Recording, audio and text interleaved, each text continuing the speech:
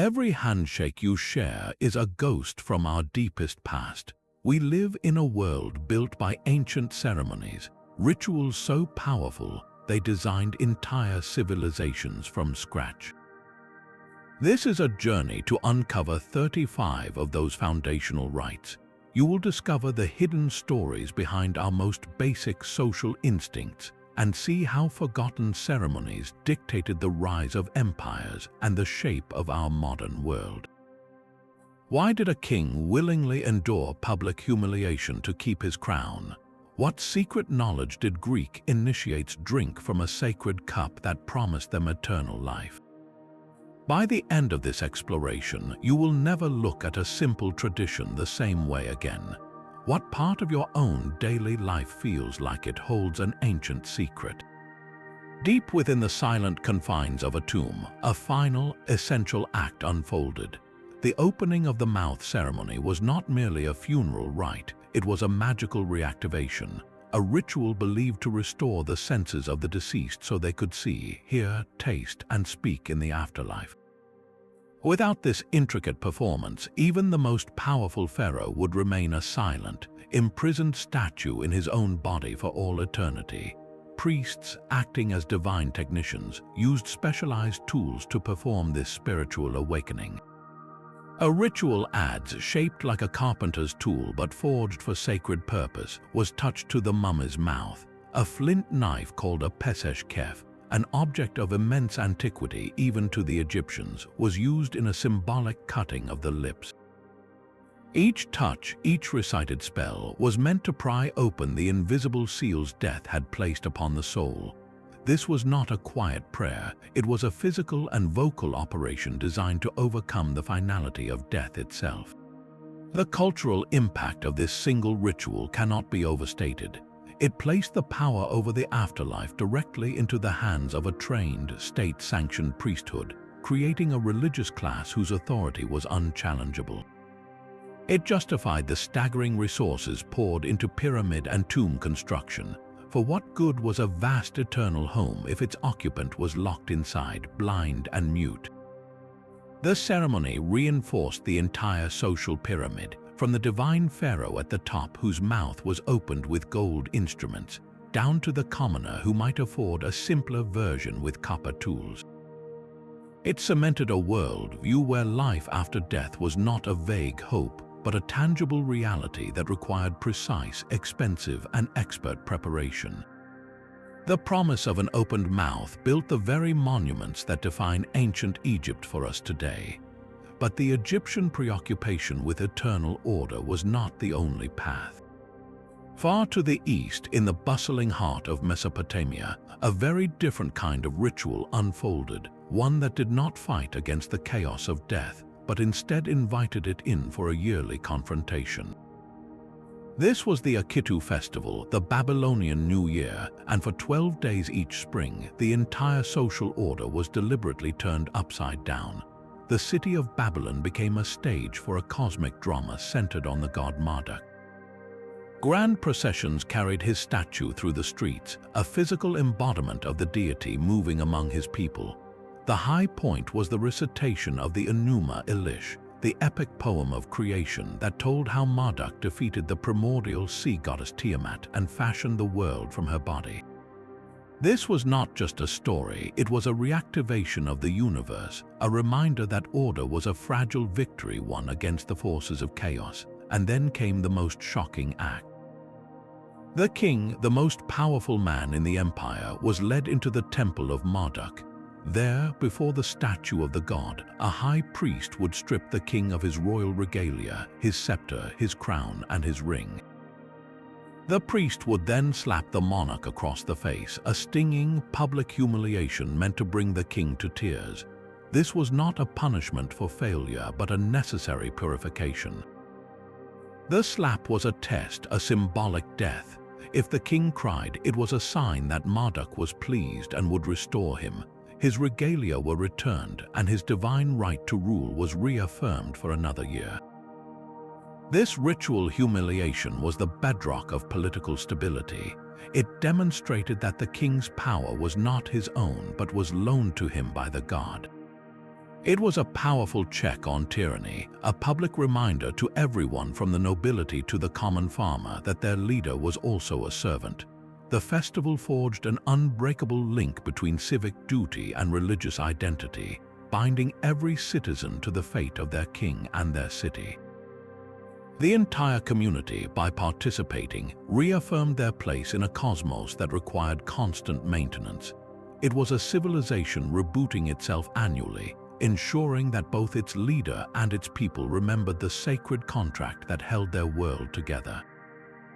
While the Babylonian king endured his symbolic slap, another monarch far to the east was staging a ritual of power on an entirely different scale. The Ashvamedha, or horse sacrifice, was an epic declaration of dominance that unfolded over an entire year. A specially consecrated stallion, believed to be imbued with the king's own spirit and power, was set free to roam the vast plains and forests of the Indian subcontinent. This was not a simple animal release, it was a mobile, living challenge to the world. For 12 months, the horse wandered wherever it pleased, followed closely by a full military escort of the king's most elite warriors. Any kingdom the horse entered was presented with an ultimatum. They could either submit to the authority of the horse's master, acknowledging his sovereignty without a fight, or they could attempt to capture or challenge the sacred animal. To do so was to declare war on the king's entire army, which stood ready to enforce his claim. This wandering steed was a political instrument, a four-legged surveyor mapping the limits of an empire through sheer intimidation and divine right. Its path was a constantly shifting border, and its protection was a daily demonstration of military might. The ritual's climax came after the horse's year of wandering, when it was ceremonially led back to the royal capital. In a grand, days-long public ceremony, the horse was symbolically sacrificed. This final act was not merely about death, but about a profound transformation.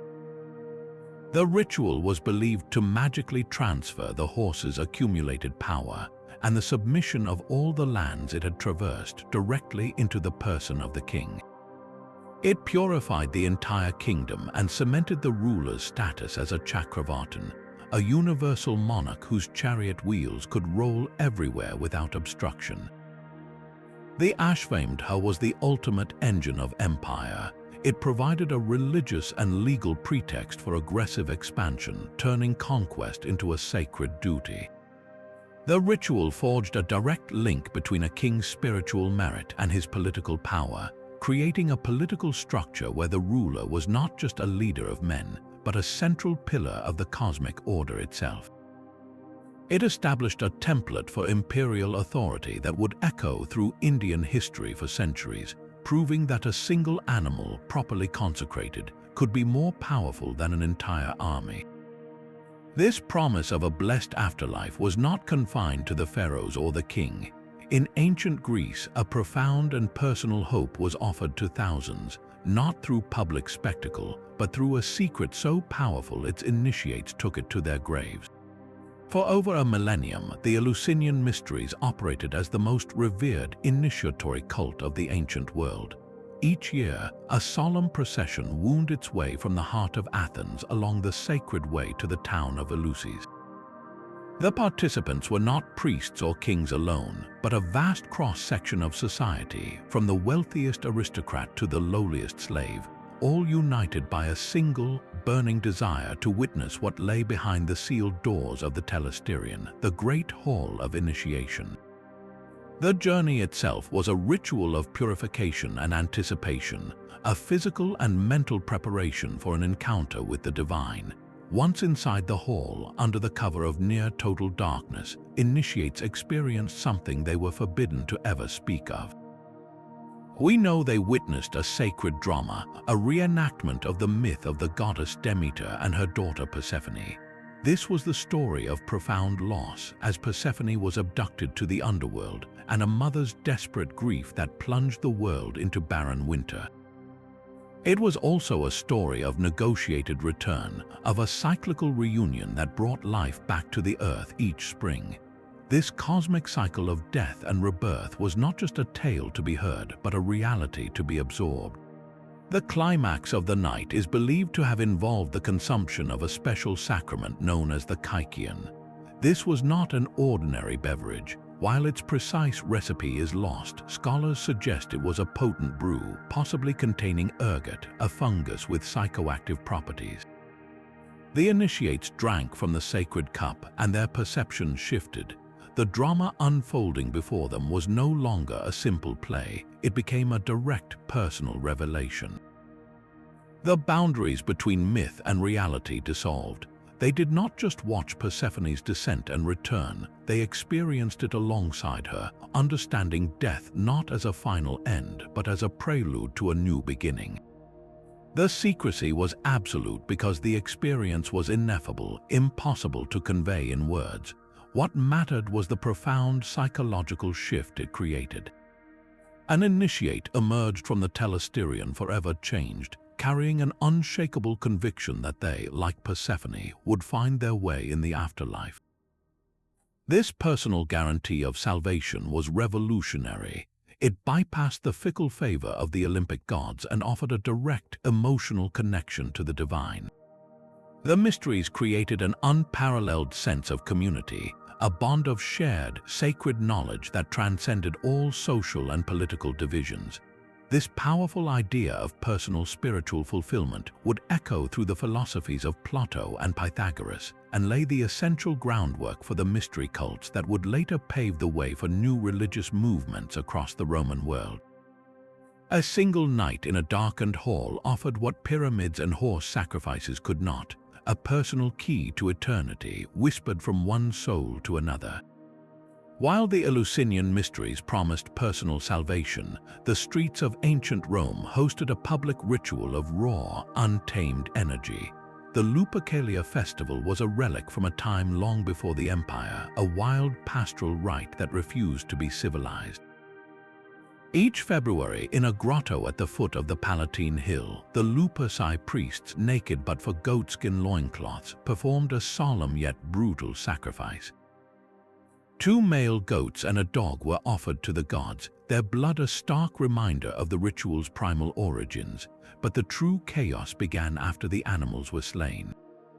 The priests cut thongs from the freshly flayed hides of the goats, creating strips of supple, bloody skin. Then they began to run. The Luperci, now a frenzied pack, sprinted through the sacred boundaries of the ancient city, laughing and shouting as they went. Their path was not random, it was a ritual circuit, a magical tracing of Rome's earliest perimeter. And as they ran, they struck out at any woman who came near them, lashing their backs and hands with the goatskin thongs.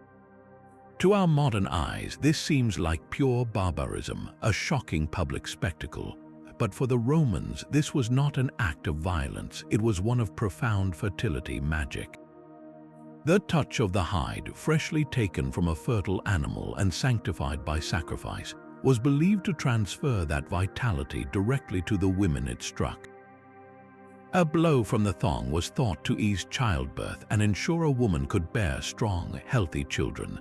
This was not random chaos, it was a controlled release of primal forces for the benefit of the entire community. The ritual served as a powerful social reset. The blood of the sacrifice purified the land. The running priests, by tracing the old city wall, spiritually reinforced and protected Rome's boundaries. And the striking of women was a direct, physical invocation of the life force needed to guarantee the city's future. It was a collective exhaling of societal pressures, a sanctioned day where the raw power of nature was invited back into the meticulously ordered Roman world to cleanse and renew it. The echoes of this strange festival are far closer than you might think.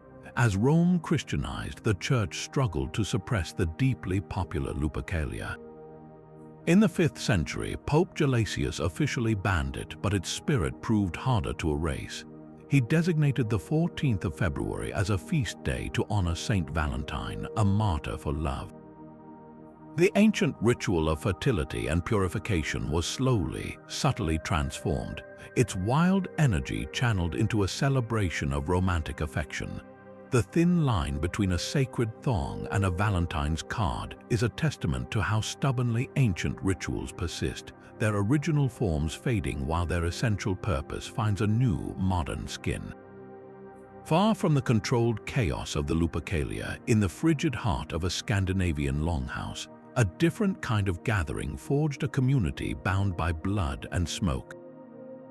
The Norse blot was the central pulse of pagan life, a sacrifice that fed the gods and, in return, secured the very survival of the people. During the key turning points of the year, at the winter solstice and the start of summer, entire communities would gather at a sacred place, often a simple grove of trees or a farmer's own land. The air would be thick with anticipation and the scent of burning pine. The ritual began with the selection of the offering, typically a valuable animal like a horse, a boar, or a bull. In more extreme times, or for favors of immense importance, human sacrifices were also made, often slaves or prisoners of war.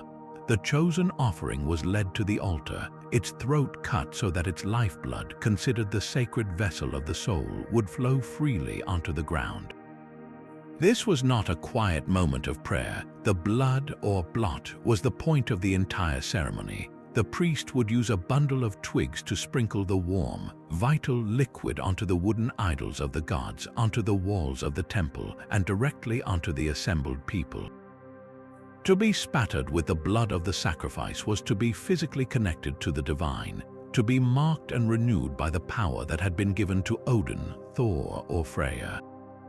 But the ritual did not end with the death. The animal was then butchered, its meat boiled in vast cauldrons, and the entire community sat down to a massive communal feast. This shared meal was as sacred as the sacrifice itself. By eating the consecrated flesh, the people were not just sharing food, they were internalizing the blessing of the gods. They were taking the divine favor into their own bodies, becoming one with the gift they had offered. This cycle of giving and receiving shaped the entire Viking worldview. A successful blot before a raiding season promised Odin's favor in battle, reinforcing the warrior's code of courage and fatalism. A blot to Freya in the spring was an insurance policy for the harvest, a magical contract with the god of fertility to ensure the fields would be plentiful and the winter would not bring starvation. The ritual cemented a stark, practical relationship with the divine. The gods were powerful, but they were not distant. They required payment, and the blot was the transaction that bought safety, success, and sustenance for another season. It forged an unbreakable social bond, reminding every individual that their personal fate was inextricably linked to the health of their chieftain, their family, and their community. In a world of ice and uncertainty, the shared taste of sacred meat around a roaring fire was the ultimate declaration that they were in this together, gods and mortals alike. The Norse feast was a transaction for survival, but in the sweltering lowlands of Mesoamerica, a far more dramatic ritual unfolded on a stone court. This was the ball game, and its heavy rubber sphere was not just a ball, it was the sun itself hurtling through a cosmic arena. The playing court was a meticulously constructed model of the universe. Its long, narrow alley, flanked by massive sloping walls, represented the world of the living, suspended between the celestial realm above and the dark underworld below. Carved stone rings protruded high on the walls, targets that seemed almost impossible to hit. When a player managed to drive the ball through one of these rings, it was a moment of cosmic alignment, a feat so rare it often ended the game immediately and was celebrated as a direct intervention from the gods. The players were not merely athletes, they were divine actors in a sacred drama. Their heavy padding, made of leather and wood, protected them from the brutal impact of the solid rubber ball, which could weigh as much as a modern bowling ball. They could not use their hands or feet, only their hips, thighs, and elbows to propel the sphere, their bodies becoming living instruments in a celestial struggle.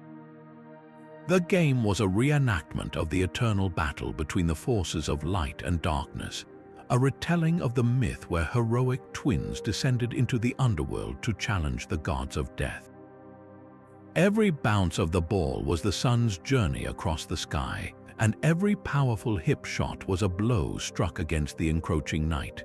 The outcome of this ritual was believed to have direct consequences for the entire world. A well-played game, a victory for the day, promised the sun would continue its cycle, bringing rain for the crops and ensuring a bountiful harvest. But this cosmic symbolism came with a terrifying price. In many versions of the game, particularly among the Maya and the Aztecs, the contest could end in human sacrifice. The stakes were the highest imaginable. Some scholars argue that the captain of the losing team, or sometimes even the entire team, would be ritually executed. Their sacrifice was not seen as a punishment for poor performance, but as the ultimate offering. The blood of the players was a potent life force, a payment to the gods to guarantee the sun would rise again and the cosmic order would be maintained. This gruesome conclusion transformed the ball court from a sporting venue into a theater of state power.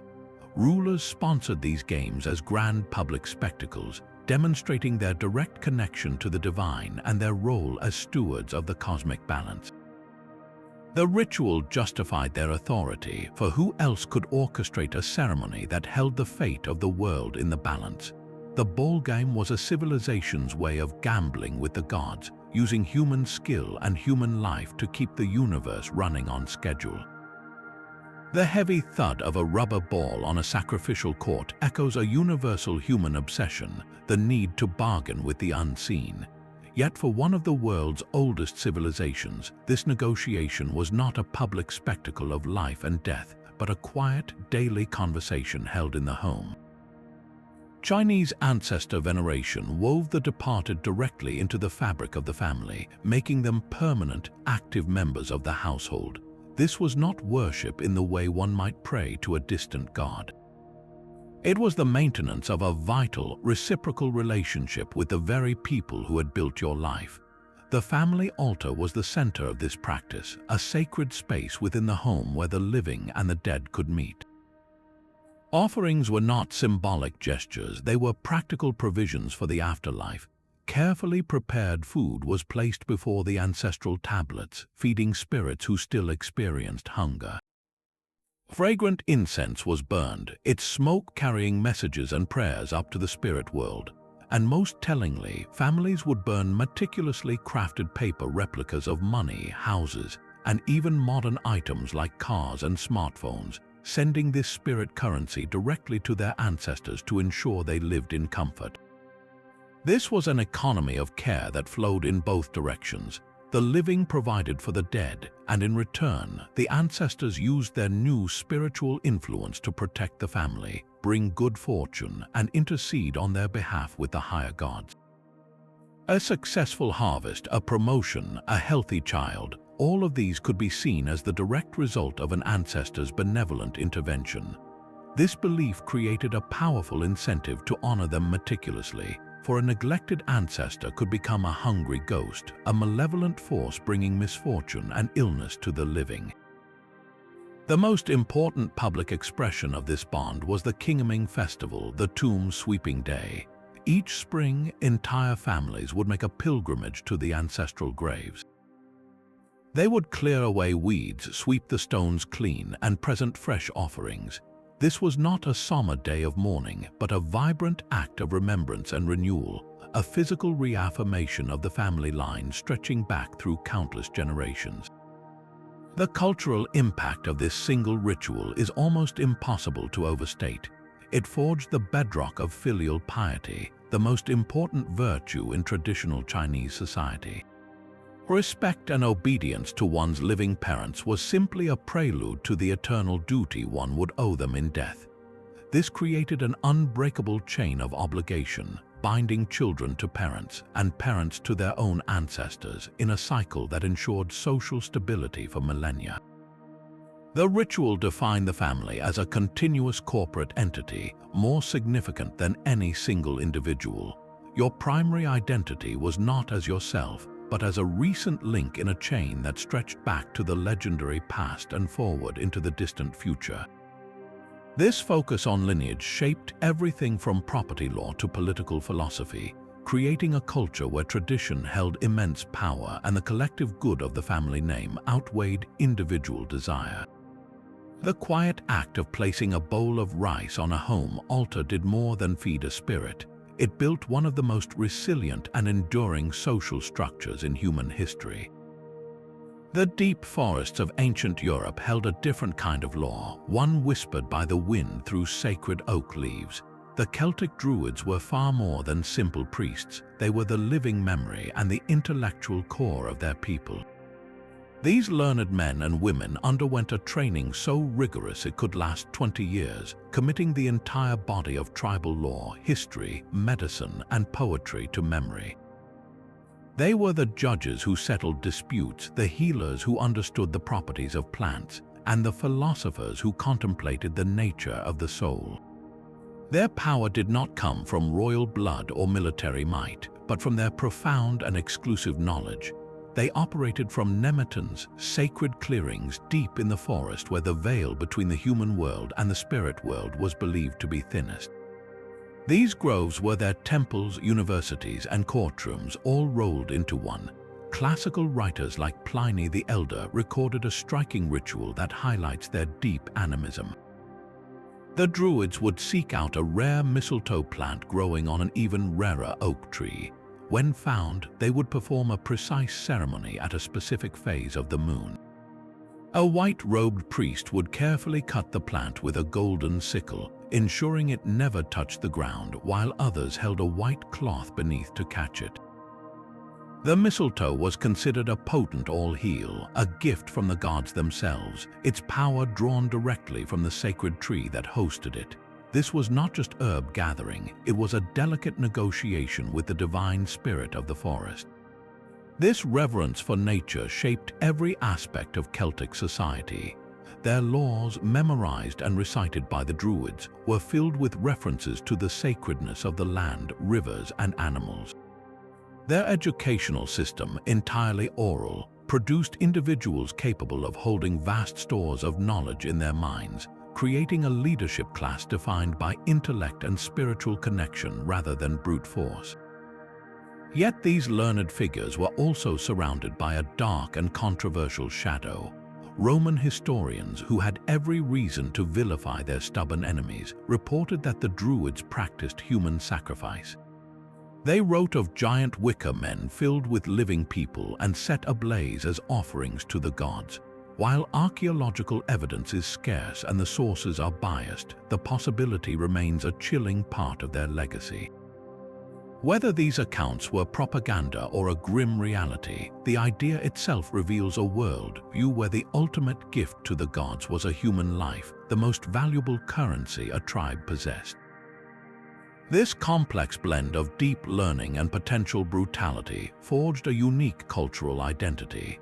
The Druids provided a spiritual and legal unity that bound the scattered, fiercely independent Celtic tribes together against outside threats.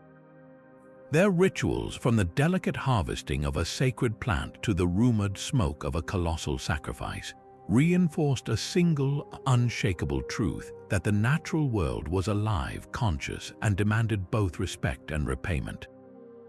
The silent wisdom of the Druids stood in stark contrast to a ritual of pure, vibrant spectacle unfolding on the islands of Japan.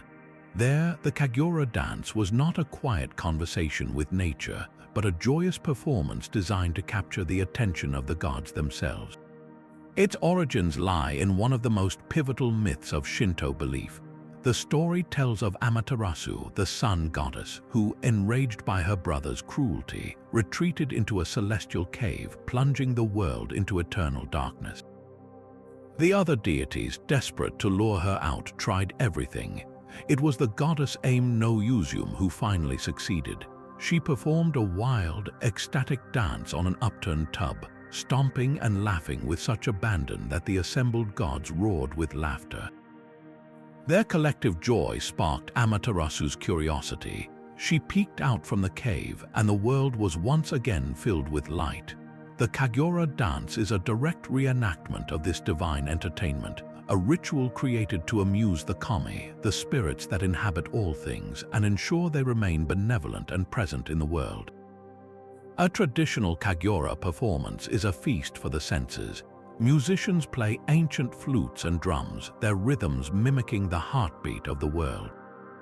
The dancers, often shrine maidens or trained performers, move with deliberate, graceful gestures, their faces hidden behind serene masks representing deities or mythical creatures. Their costumes are bursts of color, rich silks and elaborate headdresses that transform the dancers into living vessels for the divine. Every element, from the precise angle of a sleeve to the slow turn of a head, is a coded language meant to tell a story and to invite the kami to descend and join the celebration. This was not theater for a human audience, it was a sacred offering of joy and beauty. The ritual reinforced a fundamental concept in Japanese culture, the idea of harmony between the seen and unseen worlds. A successful Kagura performance was believed to bring tangible blessings, a good harvest, protection from disasters, and the general well-being of the entire community.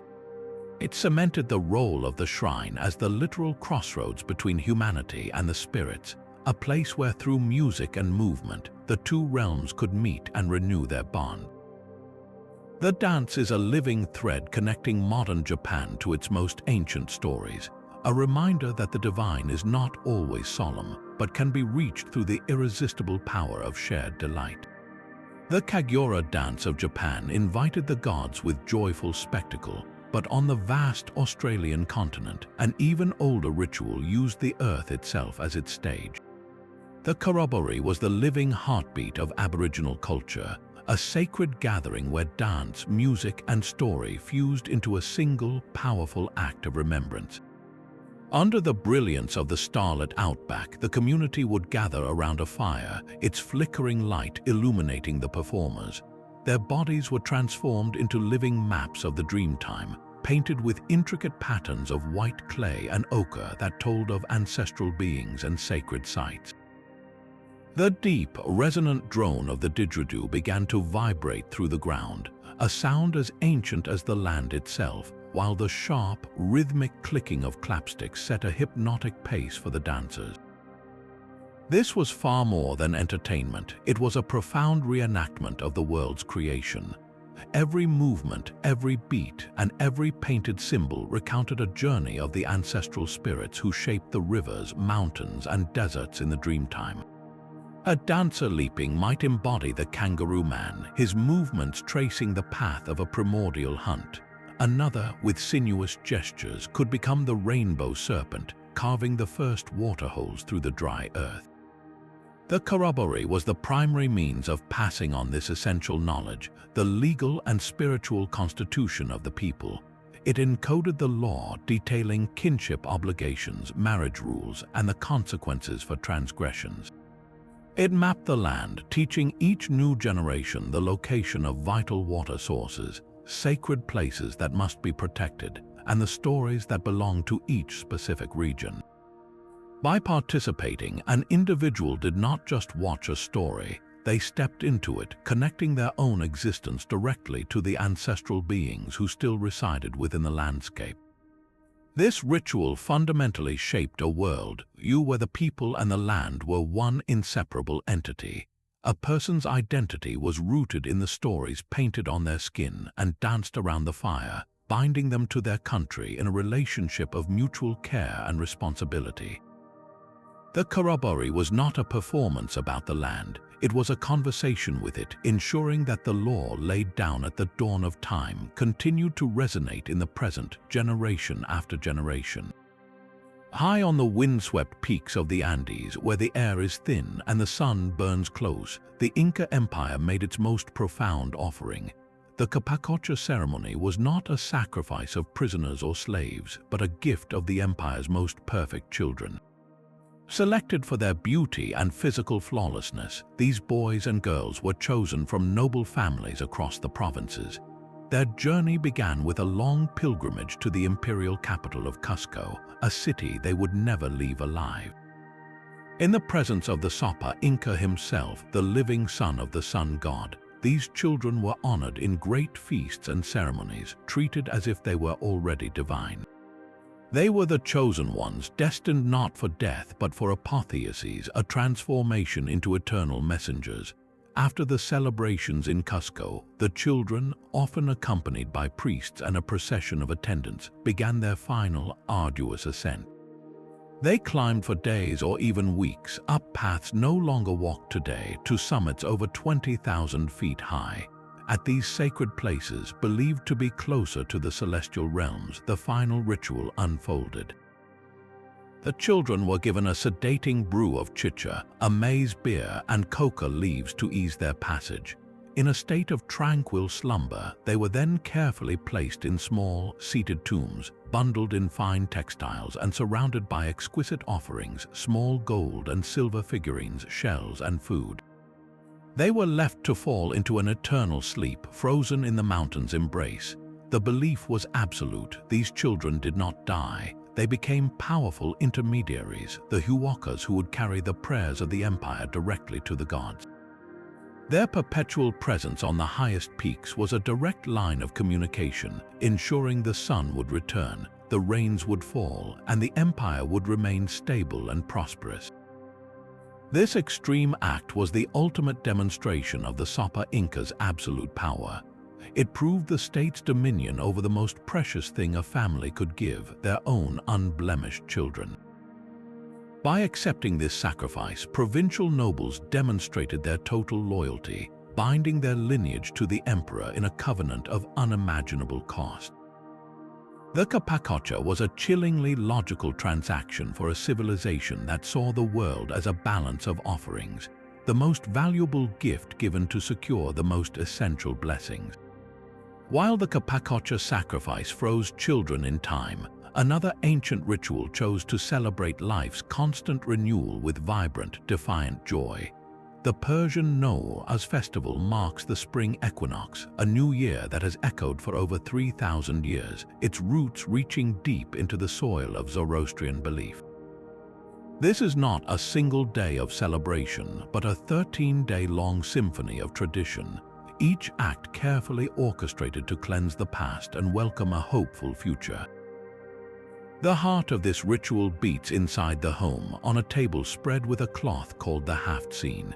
This is a symbolic altar where every item begins with the Persian letter scene, each one a prayer made physical. Sabzeh, lush green sprouts, represent rebirth and the victory of life over the dead of winter. Samonyu, a sweet pudding made from wheat germ, speaks of the power and patience needed for a rich life. Senj, the dried fruit of the olaster tree, symbolizes love and affection, its sweetness a reminder of life's joys. Sia, or garlic, stands for medicine and health, while Seb, a crisp apple, embodies beauty and vitality. Somag, the burgundy sumac spice, recalls the color of the sunrise and the triumph of good over evil. And finally, Sirke, vinegar, represents the wisdom and grace that come with age and experience. This table is a miniature universe, a family's hopes for the coming year laid out in seeds, scents, and tastes. But the ritual begins long before the family gathers around this symbolic feast. On the last Wednesday of the old year, the air fills with the smoke and crackle of Chahashamsuri, the festival of fire. As dusk falls, communities build bonfires in streets and backyards, and people of all ages take turns leaping over the flames. With each jump, they sing a simple, powerful phrase, "Give me your beautiful red color and take back my sickly pallor." This is not a reckless game, it is a profound act of purification.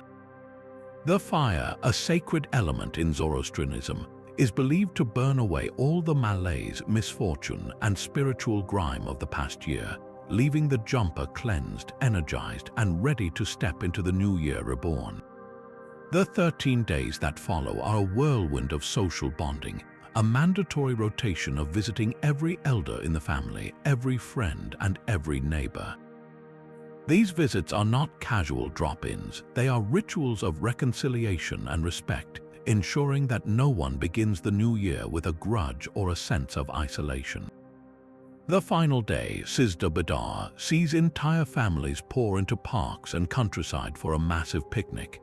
They bring the sabze from their half-seen table and cast the sprouted greens into flowing water, symbolically releasing any remaining ill fortune or negativity back into the cycle of nature. Nowruz is a masterclass in cultural resilience. It forged a Persian identity so strong it survived conquests, empires, and the rise and fall of religions. It embedded family and community as the unshakable core of society, teaching that a fresh start is not a solitary pursuit, but a collective project built on forgiveness, shared meals, and the simple, ancient magic of a handful of seeds sprouting on a table. A sacred restriction could fall as silently as a shadow across a beach, a forest, or a person. This was the Polynesian concept of tapu, a force far more complex than a simple prohibition. It was a ritual state of sacredness and forbidden potential, a spiritual charge that made something so powerful it became dangerous to approach. A chief, as a direct descendant of the gods, was inherently tapu. A newly built canoe, a fishing ground during spawning season, or a burial site, all could be declared tapu by a priest. This declaration was not a casual announcement. It was a ritual act that wove an invisible fence around the subject, separating the sacred from the profane, the potent from the mundane. The rituals to impose tapu involved chants and offerings that called upon the mana, the spiritual power of the gods, to consecrate the place or thing. To violate this boundary was not merely a social misstep, it was a spiritual catastrophe that could invite sickness, disaster, or divine wrath upon the entire community. The lifting of tapu was just as ceremonial. A priest would perform specific rites, often involving water, chants, or the sharing of a communal meal, to safely drain away the accumulated sacred charge and return the subject to ordinary use. This system was the invisible architecture of an entire society. It was a brilliant form of resource management. By placing a tapu on a fishing ground for a season, the priests ensured fish stocks could recover, a practical conservation law dressed in spiritual terms. It enforced social hierarchy. The intense tapu of a chief meant commoners could not touch his head or share his food, physically embodying the gulf between their status. It regulated daily life, from when certain crops could be planted to how conflicts were resolved. The tapu system created a world of perfect, understood order, where every action had a spiritual consequence and every resource was under divine protection. It was a civilization that managed itself not through written law, but through a shared, sacred map of what was permitted and what was forbidden, all to maintain the fragile balance between the human and the divine. A king's authority could be sealed not by a slap or a sacrifice, but by a wedding night. In the world's first cities, the Sumerian sacred marriage rite was the ultimate contract between heaven and earth. Each year, the ruler of a city-state like Yorok would not simply pray for a good harvest, he would enact it through a profound symbolic union. The king became the embodiment of Dumuzi, the shepherd god of fertility, and the consort of the great goddess Inanna. A high priestess chosen for her role transformed into Inanna herself, the queen of heaven and the source of all life's creative power. Their ceremonial marriage was far more than a pageant. It was a cosmic necessity performed in a sacred bedchamber, a ritual believed to literally channel the goddess life force into the world. The ceremony was a public spectacle of immense opulence, with processions, music, and offerings, all building toward the private, pivotal moment of divine union. This act was not seen as a mortal coupling, but as the gods themselves reuniting, their sacred intimacy ensuring that the fields would be fertile, the herds would multiply, and the women of the land would bear healthy children. The entire community's prosperity hinged on this one night. The political implications were staggering. By serving as the living vessel for Dumuzi, the king's right to rule was divinely ordained and irrevocable. He was not just a representative of the gods, he was, for that sacred night, a god himself. This ritual connected the monarchy directly to the source of all life, making opposition to the king not just treason, but a blasphemous act that could endanger the fertility of the entire state. The sacred marriage was the bedrock of agricultural and political stability, a brilliant fusion of religion and statecraft that justified the king's central role in collecting and redistributing the grain that the ritual was believed to provide. It was a civilization's way of outsourcing its survival to the bedroom of its king, trusting that a single, symbolic night could guarantee another year of abundance for all. While the sacred marriage tied a king's power to fertility, a very different kind of bond was forged in the damp, subterranean chambers of the Roman world.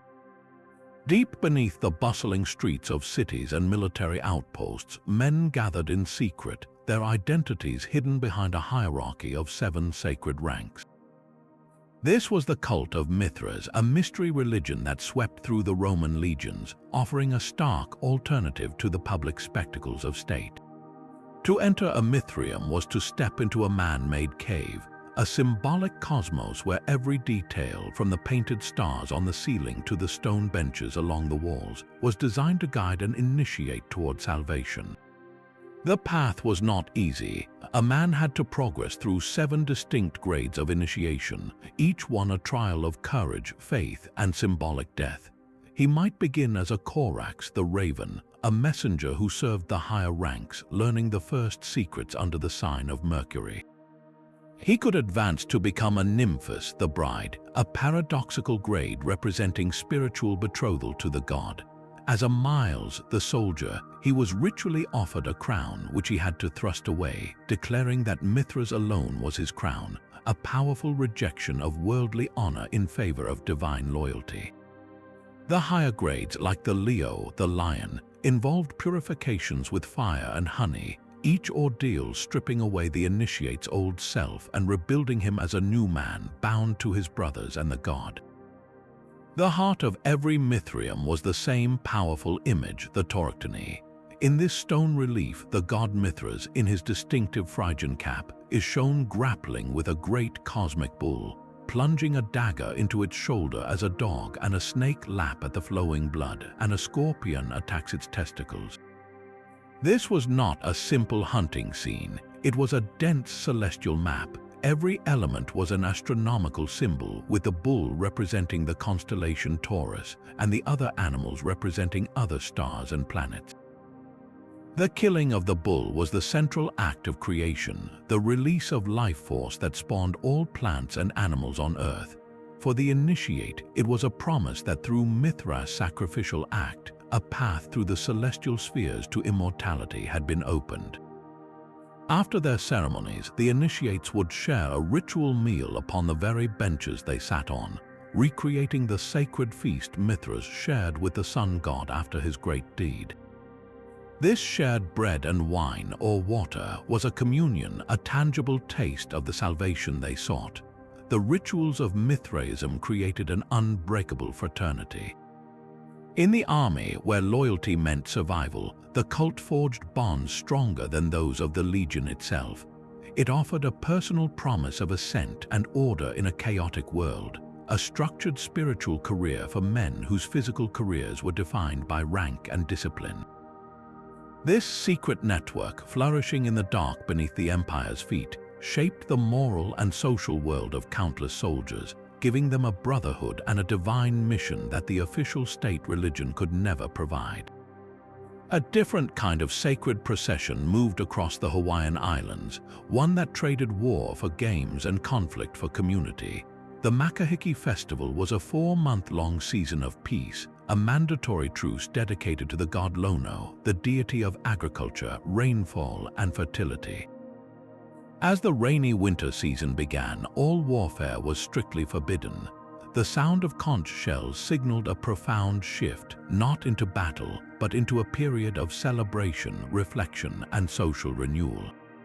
During this time, the normal rules of life were suspended, and the entire society turned its attention to honoring the forces that provided their sustenance.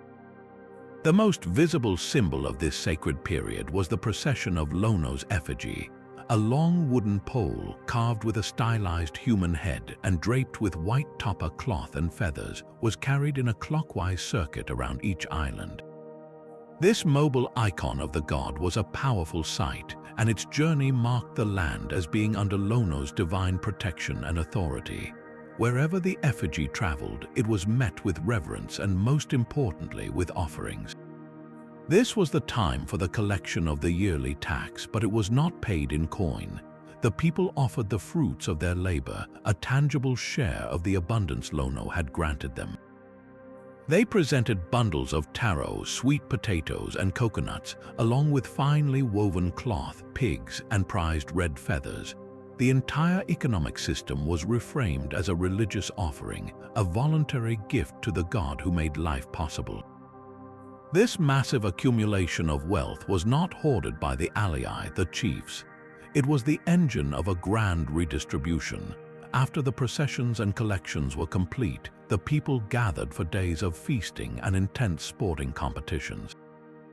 These were not mere games, they were tests of strength and skill that reflected the values of the culture. Men competed in foot races, spear throwing, and the brutal mock battles of Uma, a form of hand wrestling. Perhaps the most dramatic was the huki-huki, a test of raw power that pitted teams against each other in a tug of war over a muddy pit. The winners gained great honor for themselves and their communities. Through these contests, the alii could identify the strongest and most capable warriors and leaders in a context of peace. The makahiki was a masterful political and spiritual mechanism.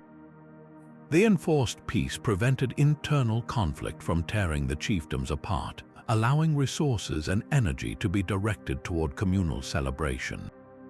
The ritualized collection and redistribution of wealth demonstrated the chief's role as a generous steward, not just a powerful ruler. By receiving the bounty and then giving much of it back in lavish feasts, the alii solidified their authority through generosity, proving their divine mandate to lead. This annual cycle of work, offering, and celebration wove the practical needs of the economy, the political structure of the chiefdom, and the spiritual beliefs of the people into a single, seamless fabric. It taught that authority came with the responsibility to care for the people, and that peace was not the absence of conflict, but an active, sacred state that had to be ritually renewed with every turning of the year. The sheer weight of the Olmec's ambition still presses into the earth of ancient Mexico. 17 colossal stone heads, each carved from a single gargantuan block of basalt, stare out from the jungle with impassive, helmeted faces. These were not natural outcroppings, they were monuments hauled from quarries over 90 miles away, a feat of staggering effort that must have been a ritual in itself. Imagine the generations of labor, the teams of workers using rollers and rafts to move a stone heavier than 2 adult elephants across rivers and through sweltering terrain. This journey was likely a sacred pilgrimage, a physical trial that transformed a raw boulder into a consecrated object even before a single sculptor touched it.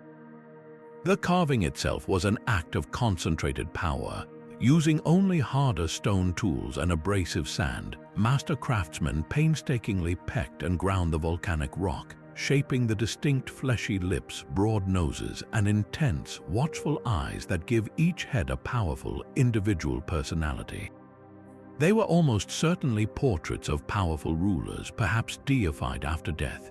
The ceremony of their placement would have been the climax of this epic process. Erected in the central plazas of cities like San Lorenzo and La Venta, these heads were permanent, immovable assertions of authority. They were the ultimate political advertisement, a declaration that the ruler's power was as solid and enduring as the stone itself, his gaze fixed upon his people for all eternity. This fusion of backbreaking labor, artistic genius, and ritual purpose created a new template for Mesoamerican civilization. The colossal heads were the ancestors of the pyramids and stelae to come, proving that to command a society, you must first capture its imagination with something undeniable, something that could only be moved by the faith of an entire culture. The final release of the Buddha from the cycle of rebirth was not an occasion for mourning, but for a profound and peaceful contemplation of life's ultimate truth. Parinirvana commemorations held in monasteries across Asia transformed the historical death of Siddhartha Gautama into a living meditation on the very heart of his teachings. For days, the air hums with the rhythmic chanting of the Mahaparinibbana Sutta, the ancient text that recounts the Buddha's final days, his last instructions to his disciples, and his serene passage into nirvana. This is not a somber recitation of loss, but a vocal reenactment of a master's final lesson. The community gathers not in grief, but in mindful reflection, sitting in silent meditation to internalize the sutra's pivotal message that all compounded things are subject to decay. The entire ritual is a carefully structured lesson in non-attachment. By collectively focusing on the death of their own teacher, practitioners are guided to confront the impermanence of all things, from their own fleeting emotions to the lives of those they love most. This direct engagement with mortality is not meant to cause despair, but to foster a radical and liberating acceptance. Acts of devotion, such as offering lights, flowers, and incense before images of the reclining Buddha, become symbolic gestures. The fading flower represents the body's decay, the burning incense the evaporation of the self, and the steady flame a reminder of the enduring wisdom that survives physical dissolution. This single ritual has fundamentally shaped Buddhist art, philosophy, and daily practice for centuries. The iconic image of the reclining Buddha, serene in his final moments, is a visual sermon displayed in temples from Sri Lanka to Japan, a constant, gentle nudge toward the goal of liberation. The Parinirvana ceremony reinforces that the end of life, when approached with awareness, is not a failure but the final, successful letting go, the ultimate proof that freedom from suffering is truly possible. Darkness fell across the entire Aztec world with a terrifying finality. Every 52 years, as the calendar cycles neared their completion, the empire held its breath.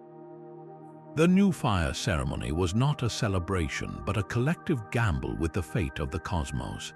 In every city, every village, and every humble home, all fires were meticulously extinguished. Cooking hearths grew cold, temple braziers fell dark, and lanterns were snuffed out. This was not merely a symbolic act, it was a preparation for the absolute end.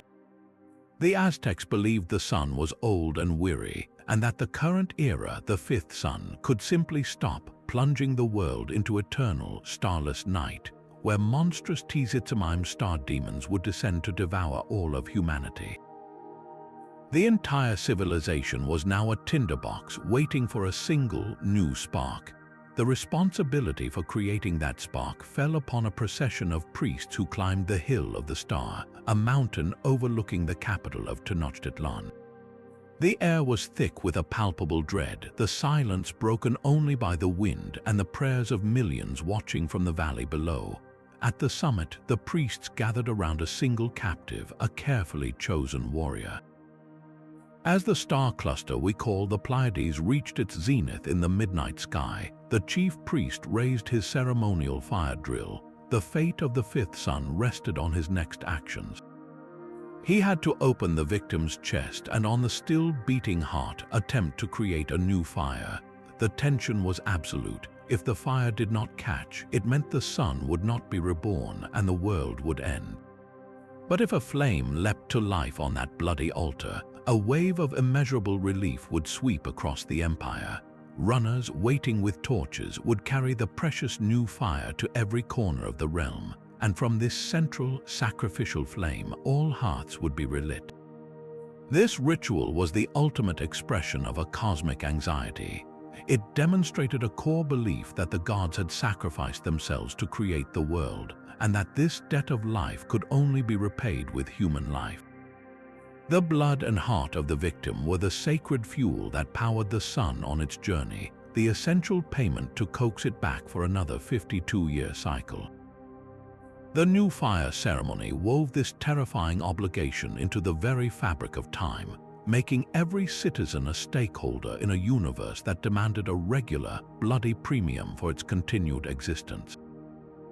The weight of the Aztec world lifted with a single new flame, but another ancient ritual taught that liberation itself could be tasted and remembered year after year. The Passover Seder is a feast where every bite tells a story of deliverance. Families gather around a table set with deliberate purpose, the Seder plate at its center holding edible symbols of a distant, bitter past. Bitter herbs known as maror bring tears to the eyes, a direct sensory connection to the harshness of slavery. A sweet, dark paste called charoset, made from apples, nuts, and wine, mimics the mortar the Israelite slaves used for Pharaoh's bricks, a reminder that sweetness can be found even in the memory of hardship. A roasted lamb shank bone recalls the sacrificial offering whose blood marked the doorways of the faithful, a sign for the angel of death to pass over their homes. The entire evening is structured by the drinking of 4 cups of wine, each a toast to a different promise of freedom spoken by God. The story is not simply read from the Haggadah, the ancient text that guides the evening. It is brought to life through questions and answers. The youngest person at the table traditionally asks 4 questions, beginning with why this night is different from all other nights. This single custom transforms history into an active, living dialogue between generations. The ritual meal is a profound educational engine. By physically tasting the bitterness of slavery and the sweetness of freedom, by reenacting the haste of the flight from Egypt by eating flat, unleathered matzah, the participants do not just learn their history, they ingest it. The Seder makes the exodus from Egypt a personal memory for every person present, as if they themselves had walked out of bondage.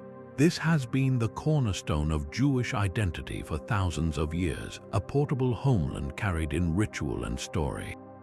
It transmitted not just a historical event, but the entire legal and ethical framework that grew from it, reinforcing the core themes that freedom is a divine gift, that faith requires action, and that the responsibility to remember is the first step toward ensuring no one is ever enslaved again.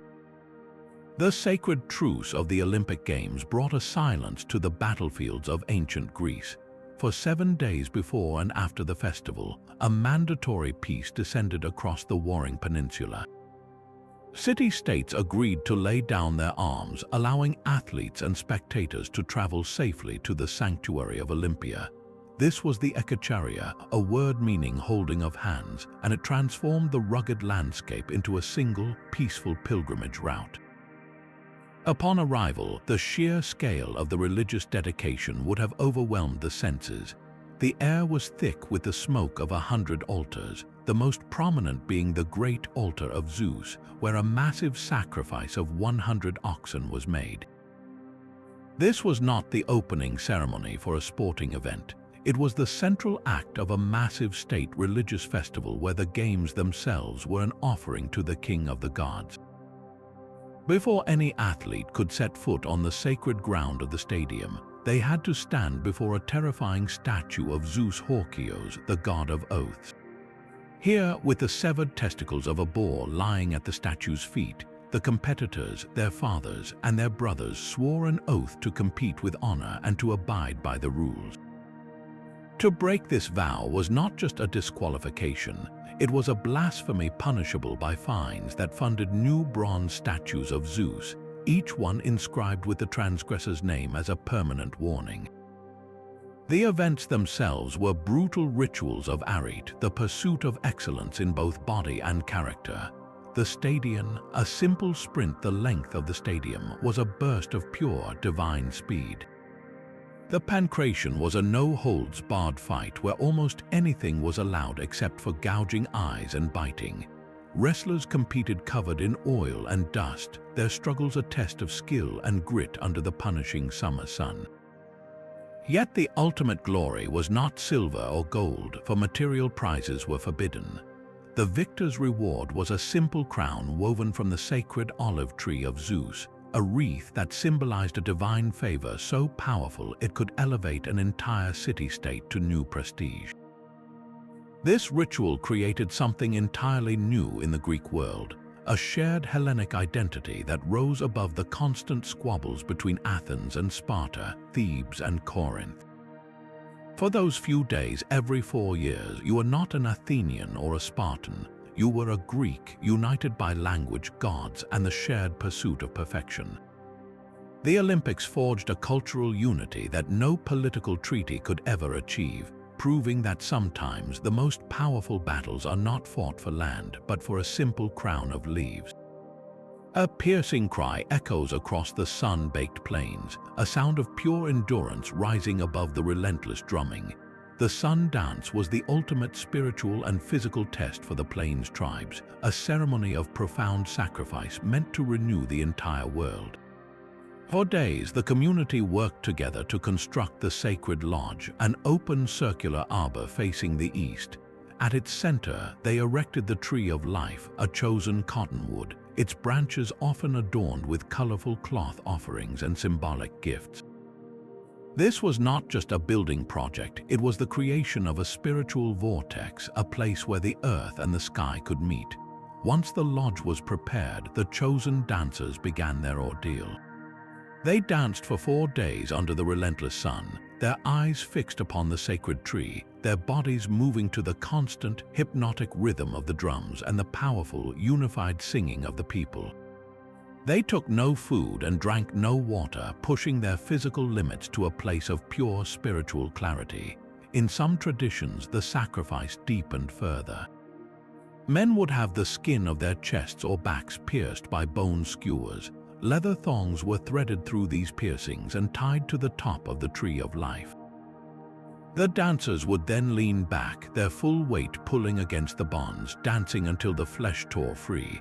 This act was not one of self-harm, but the ultimate offering of one's own body for the sake of the people. The pain was a gateway, a sacrifice of personal comfort to beg for the health of the community, for abundant bison, and for the earth itself to be replenished. Through this intense suffering, dancers sought visions and spiritual power, a direct connection with the Great Spirit that would guide them and bless their tribe. The entire ceremony was a powerful engine of social cohesion. Every member of the tribe had a role, from the elders who guided the rites to the women who prepared the ceremonial grounds and sang the sacred songs. It taught that the well-being of the one was inextricably linked to the well-being of the many, and that true renewal required genuine, personal sacrifice. The sun dance wove the individual's spiritual quest into the very survival of the community, proving that the most powerful prayers are not whispered, but danced into existence with every ounce of one's being. The cries that rose from a Carthaginian Tophet were said to be the most chilling sound in the ancient world. According to their Roman and Greek rivals, the people of Carthage practiced a ritual so extreme it became the ultimate symbol of their barbarity, the sacrifice of their firstborn sons and daughters to the god Baal-Hamon. The accounts describe a bronze statue of the deity, its arms outstretched and its belly a furnace glowing with heat. An infant would be placed into these scalding arms, where it would be consumed by the fire within, while drums and flutes were played loudly to drown out the grieving parents' cries. This was the offering to Moloch, a name that would echo through history as a byword for pure evil. Yet modern archaeology complicates this horrifying narrative. Excavations at the Tophet, a sacred precinct in Carthage, have revealed thousands of small burial urns containing the cremated remains of children and animals, often lambs. Some historians argue this represents a cemetery for children who died of natural causes, later dedicated to the gods in a sacred burial. Others see a grim confirmation of the classical texts, suggesting the animal bones indicate a substitution ritual that sometimes, tragically, was not enough. Whether the practice was a constant, large-scale atrocity or a rare, desperate measure in times of extreme crisis remains fiercely debated. The true power of this ritual, however, lies not in its exact historical frequency, but in its profound psychological impact. For the Romans, the story of Carthaginian child sacrifice became the ultimate propaganda tool, justifying their eventual destruction of the city as a moral crusade against a monstrous culture. It painted the Carthaginians as a people so fanatical, so devoted to their gods, that they were willing to pay the ultimate price for divine favor. This perception, whether based in truth or slander, cemented the idea of the votive offering pushed to its most terrifying limit, a transaction where a civilization was willing to sacrifice its very future for power in the present. The shadow of that bronze statue, real or imagined, would forever define Carthage as the civilization that crossed a line no other dared to approach. High on the windswept Tibetan plateau, death is returned to the sky. The Tibetan sky burial is a final, profound act of generosity, a funerary practice that turns the human body into a sacred offering. In accordance with Vajrayana Buddhist beliefs, the physical form is seen as an empty vessel once the consciousness has departed, a mere shell that should not be clung to with misplaced attachment. To bury a body in the earth would be to pollute it, and cremation is often impractical in a land where wood is a scarce resource. Instead, the body is carried by Rogyapas or body breakers to a designated charnel ground, a remote place of rocks and open sky. There, in a ritual of stark practicality and deep symbolism, the Rogyapas methodically dismember the corpse, breaking the bones and mixing them with tsampa, a roasted barley flour. This prepared offering is then left for the waiting vultures known as dakinis or sky dancers, who are seen as divine beings that carry the soul heavenward. The entire process is swift and efficient, leaving no trace behind. This ritual is the ultimate expression of several core Buddhist principles. It embodies the concept of selfless giving, or dana, by offering one's own flesh to feed other living creatures, completing the cycle of life in the most direct way possible. It is a powerful physical lesson in impermanence, demonstrating that the body we cherish is truly transient and will not last, and it is believed to aid the soul in its journey, severing all earthly attachments to the physical form and allowing for a swift and unburdened return to the cycle of rebirth. The sky burial forges a cultural relationship with death that is devoid of fear or morbid fascination, viewing the end of life instead as a natural, generous, and spiritually necessary conclusion. It teaches that the most meaningful farewell is not one of preservation, but of release, a final gift that nourishes the world you are leaving behind. Kings and queens did not merely rule their people, they bled for them. In the heart of a Maya city, during a time of cosmic crisis or seasonal turning, the most powerful person in the realm would prepare for a sacred duty that was both brutal and beautiful. Standing atop a pyramid temple before the eyes of the entire community, the ruler would take a sharpened obsidian blade or the barbed spine of a stingray. With focused determination, they would then draw their own blood, piercing their tongue, their earlobes, or even the sensitive skin of their genitals. This was not an act of madness, but a calculated, necessary offering. The royal blood, believed to be charged with a divine life force known as Keyuhol, was the most potent substance in the universe, the essential currency for dealing with the gods. They would let the blood drip onto strips of bark paper held in a ceremonial bowl. This was not a private act of pain, but a public performance of ultimate responsibility. The collected paper, now soaked with sacred blood, was then gathered and set ablaze in a ceremonial brazier. As the flames consumed the paper, the blood transformed into a thick, coiling plume of smoke. The Maya saw this smoke not as simple vapor, but as a tangible portal, a visionary gateway that ripped open the veil between the human world and the spirit realm. Through this self-inflicted wound and the resulting smoke, the ruler could communicate directly with the ancestors and the gods. They could ask for guidance in war, beg for rain during a drought, or receive a prophecy for the coming year. This ritual was the absolute bedrock of political legitimacy. A king who was unwilling to spill his own blood was unfit to lead, for he could not fulfill his primary role as the chief intermediary between his people and the divine. The public nature of the ceremony demonstrated his strength, his devotion, and his unique qualification to rule. It proved that his power was not just inherited, but earned through personal sacrifice. The entire cosmic order depended on this exchange. The gods had shed their own blood to create the world and humanity, and this debt of life had to be repaid with the most valuable offering possible. A successful bloodletting ensured the sun would continue its journey, the rains would return to nourish the crops, and the cycle of time itself would not shudder to a halt. The sting of the stingray spine was a small price to pay to hold the entire universe together. The body's final journey did not end in the earth, but in the open air high atop a silent, circular tower. For Zoroastrians, death brought with it an immediate and profound spiritual contamination. A corpse was considered the most potent source of ritual impurity, a creation of the evil spirit Angra Mainyu, and to let it touch the sacred elements of earth, fire, or water was a grievous sin.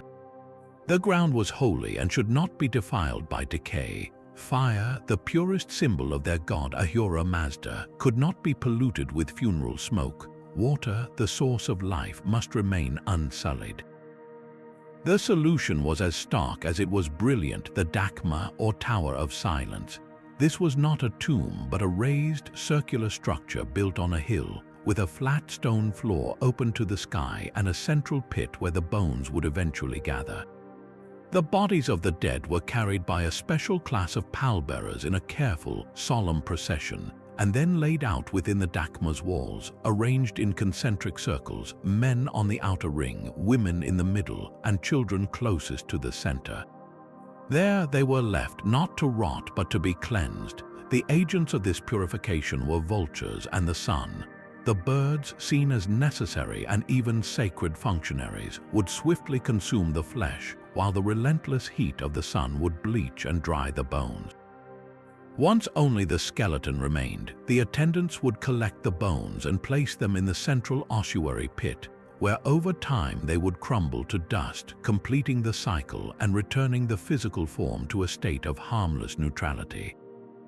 This entire ritual forged a unique relationship with the natural world, viewing it not as a resource to be exploited, but as a sacred system to be protected. It taught that even in death, one had a final duty to avoid polluting creation. The practice created a powerful sense of community identity, separating Zoroastrians from their neighbors and reinforcing a worldview where the battle between cosmic good and evil was fought in the most practical of acts, where a person's last gesture was one of environmental responsibility, a final gift to the purity of the world they were leaving behind. The fate of the soul rested on a single, terrifying scale. In the silent and immense hall of Mot, the deceased Egyptian stood before a panel of 42 divine judges, each representing a different nome and a specific sin. But the true test was yet to come. The god Anubis, with his jackal head bent in concentration, would gently lead the person forward. With meticulous care, he would remove their heart, the Ib, the seat of memory, intelligence, and conscience, and place it upon one golden plate of a massive scale. On the opposing plate rested a single, pristine feather, the symbol of the goddess Mot herself, representing truth, justice, and the fundamental order of the cosmos. The entire universe seemed to hold its breath as the scale began to move. Thoth, the ibis-headed god of wisdom, stood ready with his scribe's palette to record the verdict. If the heart, burdened with lies, greed, or violence, was heavier than the feather, the judgment was final and horrifying. The monstrous creature Ammit, who waited nearby with the head of a crocodile, the torso of a lion, and the hindquarters of a hippopotamus, would devour the heart on the spot. This was not mere death, but the true death, the complete and utter annihilation of the soul, lost for all eternity. But if the heart was as light as the feather, balanced in perfect harmony with truth, the deceased was declared true of voice. They were then presented to Osiris, the green-skinned god of the underworld, and granted eternal life in the blessed field of reeds.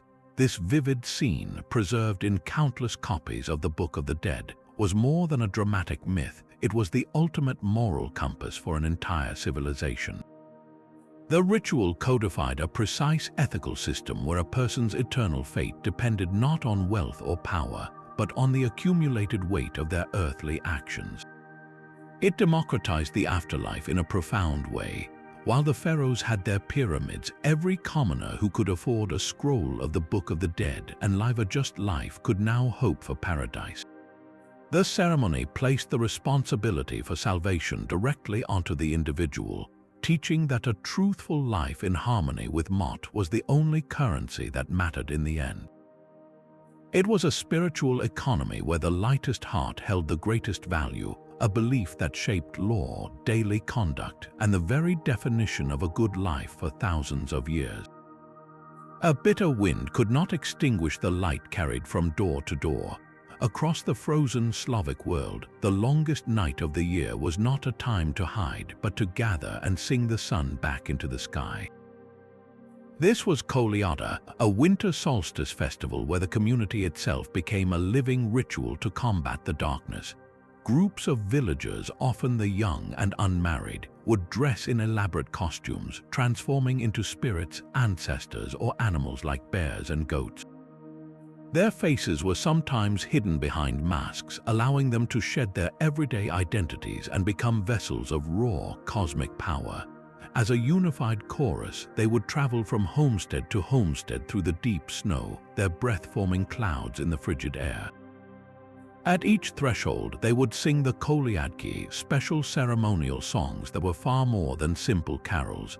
These verses were incantations, weaving blessings for the health of the family, the fertility of their livestock, and the abundance of their future harvest. The songs painted a verbal tapestry of a prosperous new year, and to refuse their performance was to risk inviting misfortune upon your home. In exchange for this potent verbal magic, the household was expected to provide an offering of food, a small share of their winter stores, such as bread, pastries, or symbolic grains. This was not a payment but a sacred exchange, a transaction that sealed the blessing and fed the singers who acted on behalf of the entire community. This ritual cycle of singing and giving forged an unbreakable social safety net. It ensured that even the poorest families received sustenance during the hardest season, as the collected food was shared among all the participants in a great communal feast. The ceremony reinforced that no household was an island, that their survival was tied to the goodwill of their neighbors. By dressing as spirits, the villagers engaged in a form of sympathetic magic, impersonating the very forces of nature to ensure their favor and the sun's inevitable return. When Christianity spread through Eastern Europe, the Church could not eradicate this deeply rooted tradition. Instead, it was masterfully absorbed. The Kolyada songs slowly evolved into Christmas carols. The date of the celebration shifted to align with the Nativity, and the benevolent spirits were reinterpreted as heavenly angels. The core ritual, however, remained intact: the journey from door to door, the exchange of songs for gifts, and the reaffirmation that even in the deepest cold, a community warmed by shared purpose could summon the light. The piercing wail of flutes and the frantic beat of tambourines announced a presence Rome could never fully domesticate. In the crowded, orderly streets of the empire, a shocking procession would erupt, a river of ecstatic worship dedicated to the Great Mother, Cybele. Her priests, the Galli, were like figures from another world, their faces painted white, their long hair flowing freely, and their robes a riot of brilliant colors. They danced and spun through the public squares, their movements wild and unpredictable, whipping the onlookers into a shared frenzy. This was not the sober, state-sanctioned religion of Jupiter and Mars. This was something raw, primal, and deeply personal. The cult of Cybele offered her followers a direct, visceral connection to the divine, a chance to shed the stifling constraints of Roman identity and lose themselves in the power of the goddess. The centerpiece of this worship was a myth of heartbreaking devotion, the story of Attis, Cybele's mortal lover, who in a fit of divine madness castrated himself under a pine tree, dying and yet being reborn in a new form. The Galli sought to become living embodiments of this myth. In the climax of their initiation during the Day of Blood, a new priest would enter a state of transcendent ecstasy, spurred by the relentless music and dancing. In that heightened moment in front of the gathered crowd, he would take a sharp, sacred stone and perform the ultimate act of devotion, emulating Attis by castrating himself. This was not an act of self-destruction, but of radical transformation, a complete and irreversible renunciation of the Roman world. By sacrificing his manhood, the galley priest was sacrificing his place in a society built on family lines, military service, and civic duty. He became something entirely new, a permanent servant of the goddess, living outside the laws of men. This extreme ritual created a powerful paradox within Roman culture. The state had officially imported the cult of Cybele to secure victory in the Punic Wars, yet its most fervent adherents lived in a way that rejected everything Rome stood for. The Galli were both revered and reviled, seen as holy men and social outcasts. Their very existence challenged the Roman ideal of masculine self-control, proving that for some, the call of the divine was so powerful it was worth shattering your own identity to answer it. Only a handful of emperors in all of Chinese history ever dared to perform the ultimate ritual. The Feng Shan sacrifices were the rarest and most hallowed ceremonies of imperial power, a direct report to the cosmos itself. An emperor did not undertake this journey lightly. He would only consider it after decades of a prosperous and peaceful reign, when his virtue was unquestioned and his mandate seemed absolute. The destination was always the same, the sacred Mount Tai, a peak believed to be the literal pillar connecting heaven and earth. The journey, there was a monumental pilgrimage, a procession of thousands of officials, soldiers, and attendants that stretched for miles, moving with a solemnity befitting a conversation with the gods. The ritual itself was divided into two distinct, secretive acts. First, at the summit of the mountain, the emperor performed the Feng sacrifice to heaven.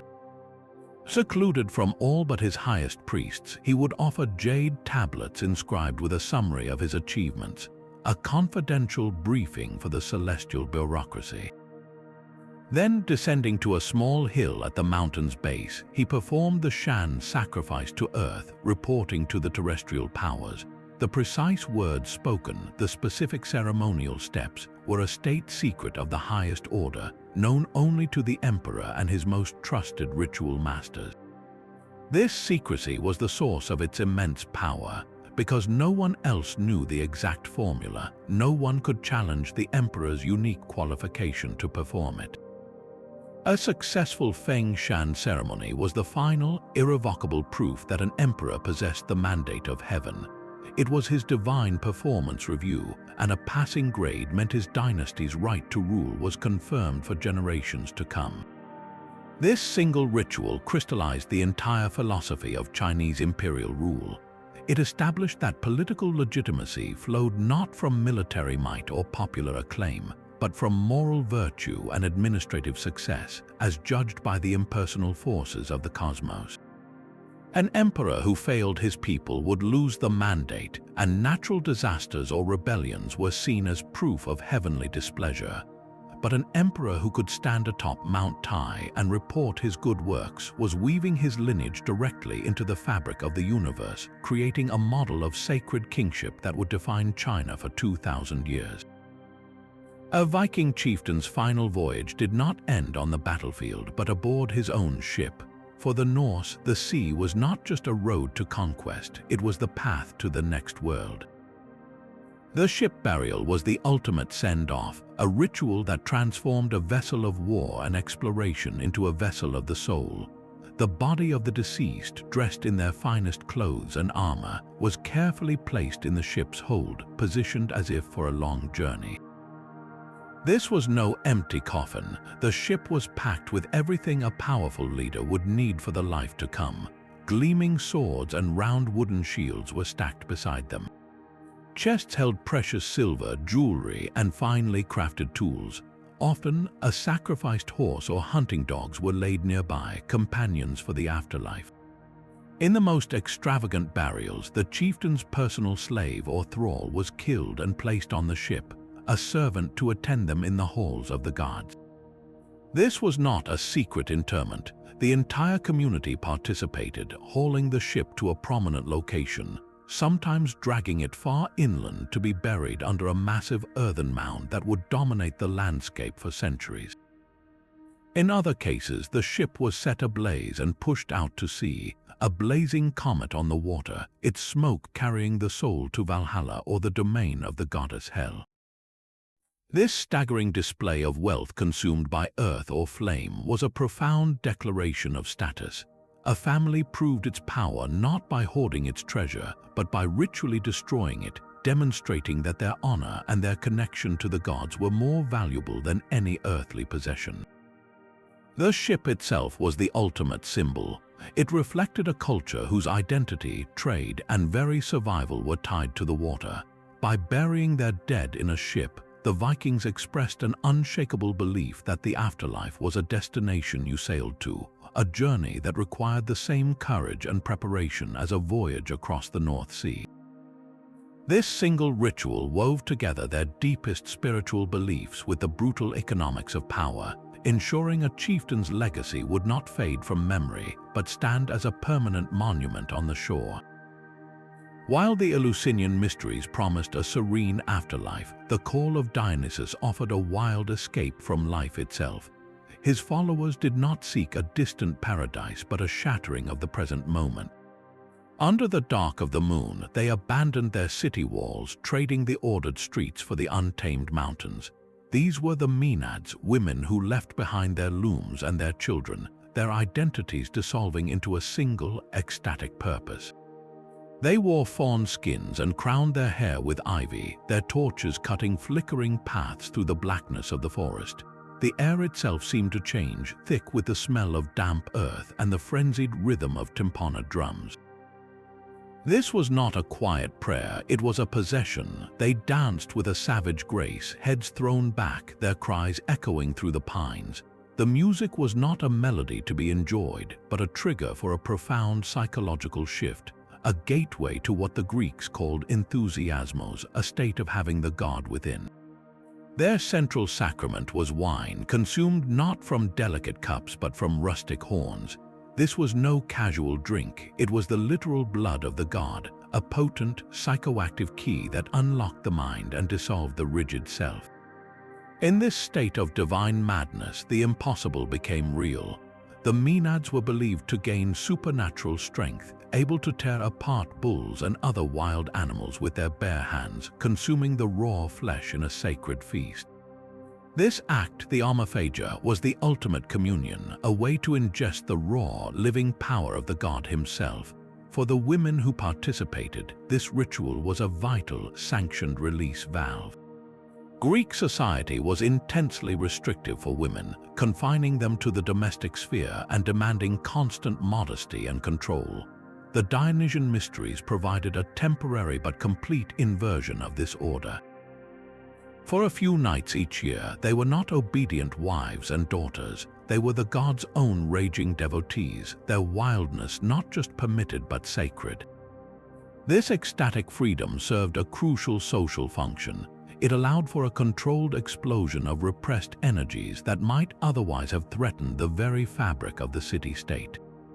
By channeling these primal urges into a religious framework, the culture integrated its own shadow. The ritual taught a terrifying but liberating truth that civilization was a fragile layer over a deep, churning well of nature, and that true wisdom sometimes required letting the well overflow. A young person's journey into adulthood was not a quiet transition, but a violent and beautiful rupture from everything they had ever known. Across the vast expanse of Bantu-speaking Africa, from the lush equatorial forests to the sprawling savannas, diverse communities shared a profound ritual blueprint for creating a new generation of adults. The process always began with a sharp, physical separation. The initiates were literally pulled from their mothers' huts and the comfort of their childhood games, led away from the village by masked elders into the untamed wilderness. This was not a gentle goodbye, it was a symbolic death, a severing of their old, dependent identities. For weeks or even months, they would live in a secluded camp in the bush, a temporary world hidden from the eyes of the community. In this sacred space, the normal rules of life were inverted, and the real work of transformation began. The elders, now acting as divine teachers rather than simple relatives, would impart the tribe's most guarded secrets. They taught the intricate laws that governed their society, the sacred histories of their ancestors, and the practical skills needed for survival, from hunting and warfare to the responsibilities of marriage and parenthood. This was the living library of the culture, passed down not through books but through the human voice and direct experience. But knowledge alone was not enough to forge an adult. The body itself had to bear the permanent mark of this new status. This often involved a physical ordeal, a trial by pain that tested their courage and resilience. For boys, this frequently meant circumcision, a painful cut that separated them from their boyhood. For girls, it could involve various forms of scarification or other rites. The pain was not meaningless suffering, it was a crucial part of the ritual's alchemy. Enduring it without flinching proved that the child was gone, and a disciplined adult capable of facing life's hardships was emerging. The final stage was a ritual rebirth. The initiates were often given new names, symbolizing their new identities. They were washed, anointed with oils, and sometimes even taught a new, secret language to use among their age set. Their old childhood clothes were burned or discarded. When they finally returned to the village, it was not as the children who had left. They marched back in a solemn procession, their bodies marked and their minds filled with sacred knowledge, to be welcomed with tears of joy and celebration by the entire community. They were now full members of the tribe, ready to marry, own property, and participate in governance. These initiation rites were the ultimate cultural software update. They ensured that the core values, social structures, and essential knowledge of the community were not diluted over time, but were instead burned directly into the flesh and memory of each new generation. The ritual created a powerful, lifelong bond among the members of an age set, a horizontal loyalty that could sometimes counterbalance family ties and create a stable, interconnected social fabric. It was a civilization's way of ensuring its own immortality, not in stone but in the initiated hearts of its people.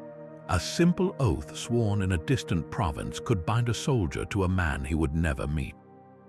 The cult of the emperor transformed the abstract idea of Rome into a face you could pray to. In bustling port cities from Britannia to Syria, grand temples dedicated to the divine Augustus or the deified Trajan rose alongside those of local gods. Inside, a statue of the emperor, carved in idealized marble, stood not as a portrait but as a physical vessel for his numen, his divine spirit. The rituals performed here were deliberately familiar, a brilliant repurposing of traditional Roman religion. A citizen would approach the altar not with fear but with civic duty. They would offer a pinch of incense, a libation of wine, or a small sacrifice, accompanied by a prayer for the health and safety of the emperor. This was not merely a gesture of respect, it was a public test of loyalty. To refuse the pinch of incense was not a religious disagreement, it was an act of political treason. The most crucial ceremonies involved the entire community. On the emperor's birthday or the anniversary of his accession, a grand procession would wind through the city streets. Priests, magistrates, and guilds would all march in a display of unified support, culminating in a massive public sacrifice at the imperial temple. The air would thicken with the smoke of slaughtered oxen, a costly offering that demonstrated the community's wealth and its unwavering allegiance. For a soldier stationed on the Rhine frontier, his annual oath of allegiance was sworn not to the Senate and people of Rome, an invisible entity, but to the genius of the reigning emperor. He pledged his life to a semi-divine protector, a father figure whose divine favor guaranteed victory and stability. This ritual solved the empire's most pressing problem: how to govern hundreds of different cultures with their own gods and traditions. The cult of the emperor did not demand you abandon your local deities. You could still worship Isis in her temple or Yahweh in your synagogue. It simply added a single, universal layer of civic duty on top of your existing faith. By making the emperor a god, Rome made the state itself a religion. It created a common spiritual language for a vast, fractured world, turning political obedience into a sacred act and ensuring that the most powerful man in the world was also, in the minds of his subjects, watching from the heavens. From the opening of a mummy's mouth to the final voyage of a Viking ship, these 35 rituals reveal a stunning truth about our species. We did not simply invent culture, we programmed it with sacred ceremonies. These were the operating systems of entire civilizations, the invisible code that told people who they were, how to live, and what to fear. They built social pyramids, justified the power of kings, and promised salvation to the commoner. They managed resources with sacred restrictions and forged unbreakable community bonds through shared pain and ecstatic joy. Every stage of human life, from the violent initiation of a teenager to the final sky burial of an elder, was guided by these ancient scripts. Our deepest instincts about justice, belonging, and the meaning of life itself were forged in these fires. The handshake you offer a stranger, the holiday meal you share with family, even the quiet respect at a funeral, all of these are faint echoes of a world built by ritual. Our modern cultures are not a departure from this ancient past. They are its direct descendants, running on software written thousands of years ago. So as you go about your day, surrounded by the ghosts of these powerful traditions, we leave you with one final question. What ancient ritual do you think has had the biggest impact on our world today? Let us know in the comments below, and do not forget to subscribe for more journeys into the mysteries of our past.